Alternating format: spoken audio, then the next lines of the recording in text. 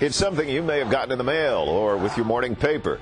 A controversial DVD, which several community groups say will stir up hate and prejudice.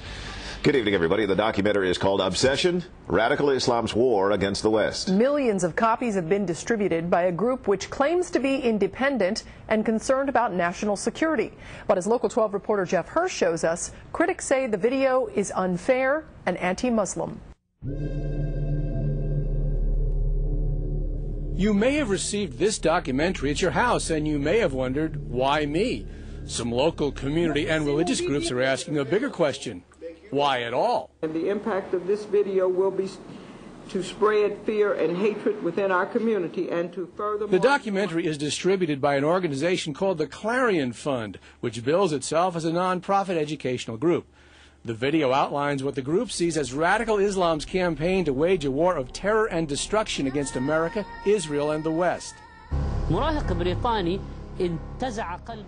it's not like these DVDs were just sent out at random. You may have gotten one in the mail, or you may have received it as an insert in your newspaper.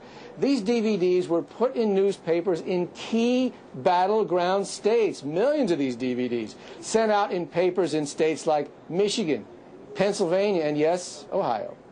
The video has a disclaimer. Most Muslims are peaceful and do not support terror.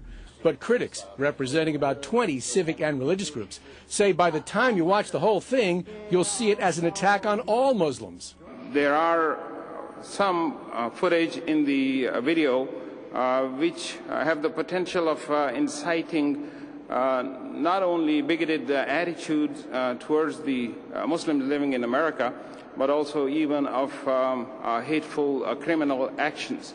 According to National Public Radio, some critics say the Clarion Fund is trying to boost the candidacy of John McCain. The fund, which will not release names of its donors, denies that. Jeff Hirsh, Local 12. And a spokesperson for the Clarion Fund, Gregory Ross, tells Local 12 by law the group cannot and is not backing any candidate.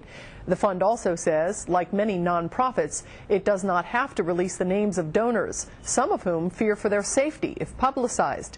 And Ross says moderate Muslims should speak out more against terrorism. By the way, the Cincinnati Enquirer refused to distribute the video. Advertising Vice President Carol Hahn tells us they didn't want it to look like the Enquirer created the program nor endorsed its content.